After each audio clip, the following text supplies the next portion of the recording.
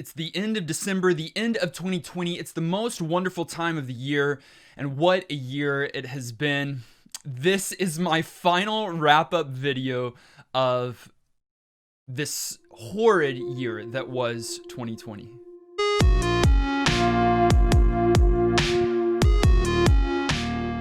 For the first half of this month, I actually hadn't read many books. I think that I had only had one, possibly two, that had been completed. But now that we're nearing the end of the month, I've read some more. So in this list are going to be some books that I still haven't finished, but I'm recording this a week early, this video a week or a week and a half early, so that I don't have to record between Christmas and New Year's, because I'm going to be with family and friends. So I decided to do this a bit early. So some of the books that I'm going to talk about, I haven't yet completed, but I will complete by the end of the year. The first book that I read was A Sky Beyond the Storm by Saba Tahir. I've talked extensively about this in a full review. You can click on the link in the annotation above, but this is a book that I had been anticipating for years now, because I've been along the journey with Saba and a lot of her faithful readers as we've been following her and this story of Elias and Helene and Laya since, for me, I think it was like 2017, 2018. Some had been on the journey for even longer. This is the fourth and final book in the series, the epic conclusion, the finale, and it is everything that you would hope that it would be. Saba's writing style and prose continues to be poetic and beautiful. She continues to tell this elaborate story that is great. The story is fine and all, but it's really these characters that she has created and that she has given us, especially in those main three and even in the villains themselves. There's multiple layers there. It's a beautiful story. I can't really give much of the plot because it is the fourth book, but stakes continue to rise. The Nightbringer and Karis Vituria are leading an army of jinn against across the land to massacre and to build up this violent maelstrom of pain and suffering. And then our three characters, they start on divergent paths, but they end up together to push back against this coming tide. And it actually ends happier than I thought it would. I ended up giving this book, and really just this series, 5 out of 5 stars. Does it have its flaws? Of course, but this was everything that I hoped it would be and more. And then I went to the library and got a few books. One of the books that was there in stock at the time was This Is How You Lose the Time War by Amal El Motar and Max Gladstone. And the cover alone, along with the title, is what got my attention. But then I read the most unique story that I've ever read. It's a science fiction novel, and it's very short, and it's very fast paced, and the way that it is constructed is entirely unique. So the plot is that we've got these two agents, Red and Blue, and they are a part of different agencies in the far distant future, but they are traveling through the threads of time backwards and forwards, competing against one another, trying to thwart the efforts of the conflicting and the competing agency, and they are the best agents in their respective fields, and they begin to taunt one another by leaving coded letters for the other to find. Well, their correspondence continues and their affection for one another grows. And what does that do to the timeline? What does that do to their agencies? And how does that work? So each chapter is very short. It gives a brief look at what Red or Blue is doing in their respective times, wherever they are, and then it is followed up by a letter from the other individual.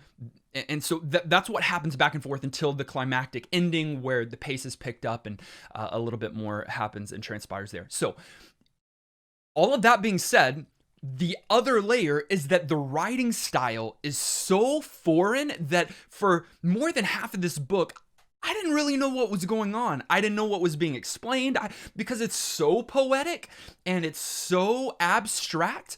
So I could see there being a conflicted audience here. Some people are going to be like, it didn't work for me. That's too over the top. I didn't feel connected. But by the book's end, this became one of my favorite reads of 2020.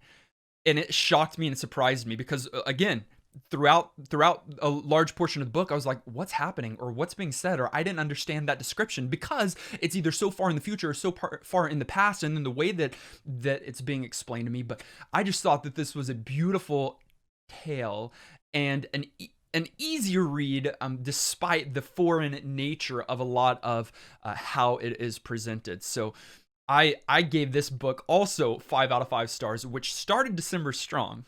And then I've read / am still reading Malice. It's the first book in the Faithful and the Fallen series by John Gwynne. This is a debut novel, his debut series. This is kind of like an epic fantasy.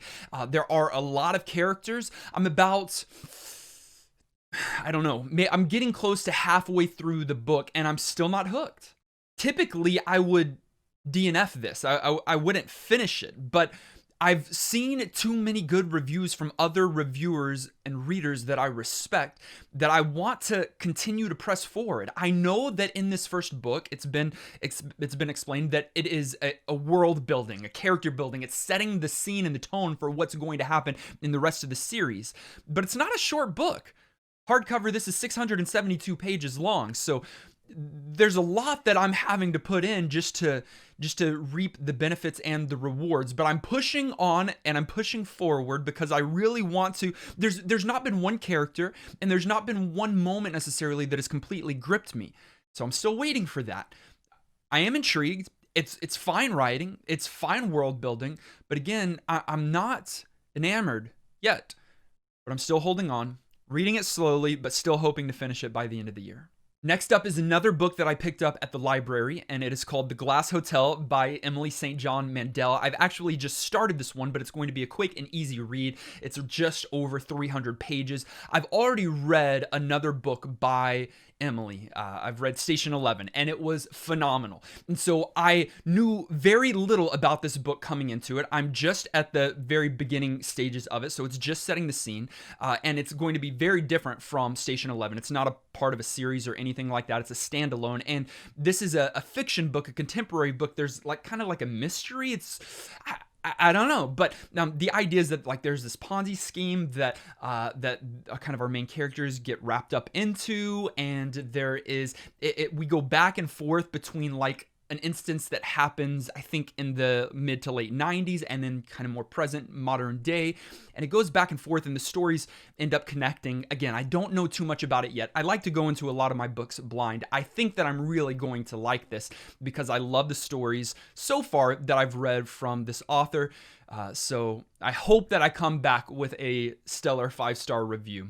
Stay tuned. And then a graphic novel, we've got Teen Titans Beast Boy, which is actually the second one in this Teen Titans graphic novel series. The first one was about Raven, and the third one is about, it's like Beast Boy loves Raven, or Raven loves Beast Boy. It's one of the two. I'm not necessarily a Teen Titans fan by any means. In fact, I didn't watch the animated show. I'm so far removed from this, but I do like superheroes. And I had seen this one highly reviewed and rated as being one of the best graphic novels of this year. On Goodreads in particular. So I picked it up and I've been reading and I enjoy it. The artwork is really good. The characterization is okay. The way that they handle like gamer girl, there's a gamer girl that's like a one of the secondary characters, and it's kind of annoying to me just because it's like she's like, I got to the 6th level. Like, I mean, she's someone that whoever wrote this dialogue is either really trying to go campy with some of that, or they just have no idea what gaming is like. But besides the point, it's been a fun and easy, light read, and I wanted to do a few graphic novels this year. My goal originally was to get to 100 books just because I was a few away. I was at like 87, I think, coming into December. I was like, let's just power through. I don't think it's going to happen at this point, but who knows? Maybe something, I don't know. Maybe I get a lot more reading done than I plan to or intend to through the rest of this year. I haven't finished this yet. I'm only 50 pages away from completing it. I like it. It's not going to get 5 stars probably, but it's probably going to settle at a good 4, you know? But I haven't finished it yet, so stay tuned for that one as well. Thank you as always for watching this video, for clicking like. If you haven't yet, click subscribe and join the Dragon Army. Let me know what you read this month down below, and just know that there's not going to be a January TBR. I think I've actually decided that there's no more TBRs. I'm going to continue to do wrap-ups, these mini reviews. I kind of like that idea.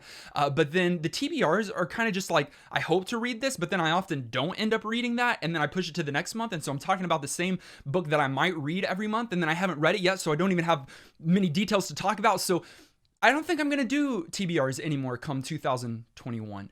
But I'll continue to do these mini review wrap-ups. I hope that you enjoy them. And if so, then I guess I'll see you in the next video.